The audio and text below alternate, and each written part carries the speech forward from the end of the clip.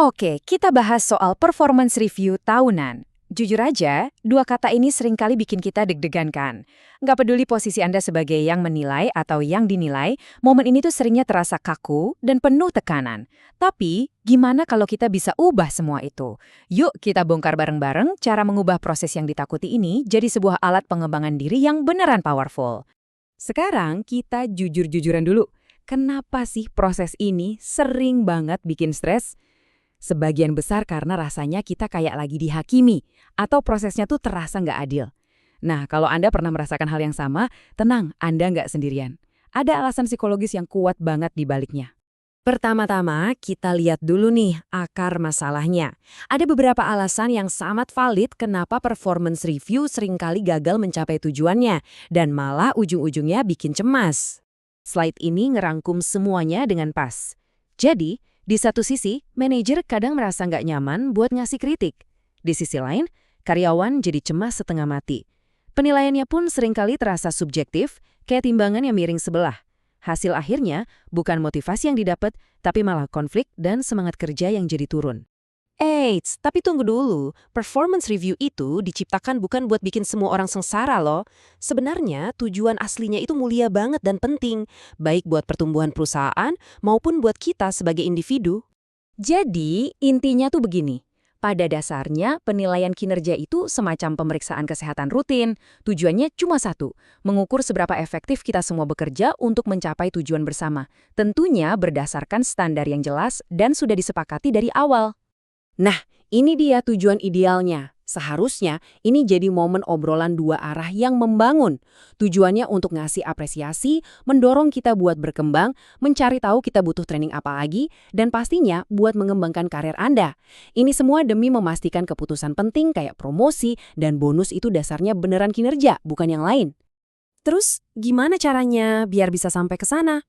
Performance review yang hebat itu bukan kebetulan teman-teman. Itu adalah hasil dari sebuah desain yang disengaja dan sistem yang dibangun dengan super hati-hati.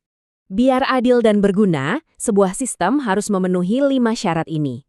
Penilaiannya harus relevan sama kerjaan kita. Cukup sensitif buat membedakan mana kinerja yang oke dan mana yang kurang. Harus bisa diandalkan dan konsisten atau reliable.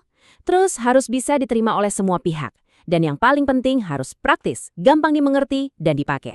Nah, diagram ini nunjukin alurnya dengan jelas banget.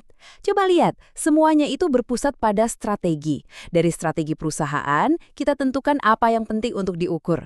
Apa yang kita ukur, itu yang akan kita kerjakan. Dan pekerjaan yang benar, yang sejalan sama strategi, itulah yang semestinya diganjar penghargaan.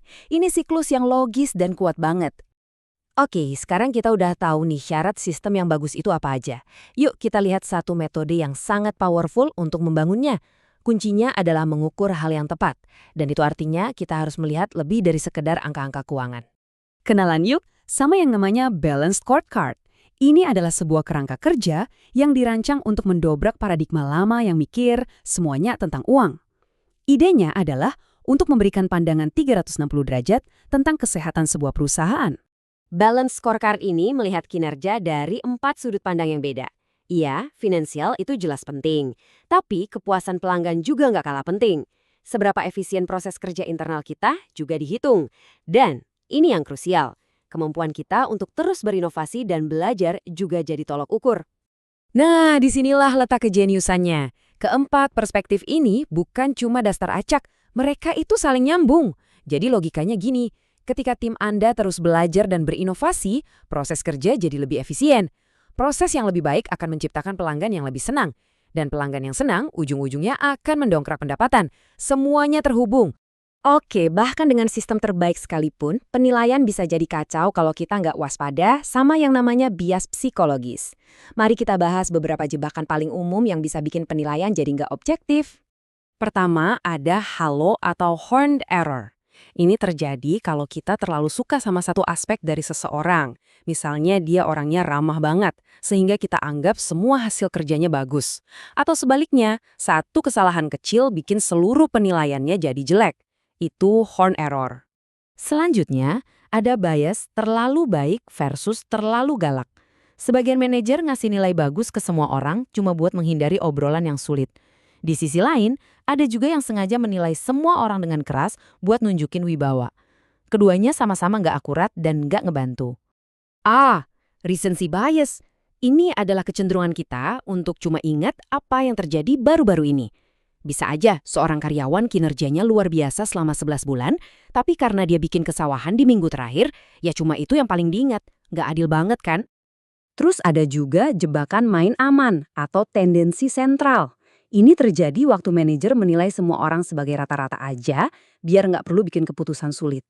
Mungkin kedengarannya lebih gampang, tapi ini sangat merugikan buat karyawan berkinerja tinggi yang karyanya jadi nggak diakui dan juga nggak membantu mereka yang butuh arahan buat perbaikan. Dan mungkin ini yang paling bahaya dari semuanya, bias pribadi. Ini terjadi ketika stereotip atau asumsi bawah sadar kita tentang seseorang yang berhubungan dengan latar belakang atau hal lain yang sama sekali nggak ada hubungannya sama pekerjaan, ikut mempengaruhi penilaian.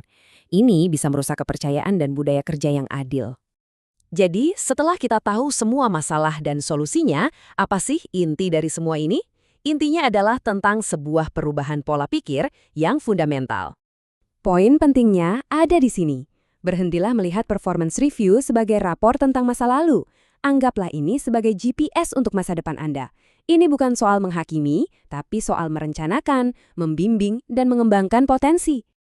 Dan ini pertanyaan terakhir buat Anda. Saat Anda mempersiapkan sesi review berikutnya, entah sebagai manajer atau karyawan, coba pikirkan ini. Apakah Anda sedang memasuki sebuah ruang sidang atau sesi perencanaan strategis untuk karier Anda? Pilihannya ada di tangan Anda.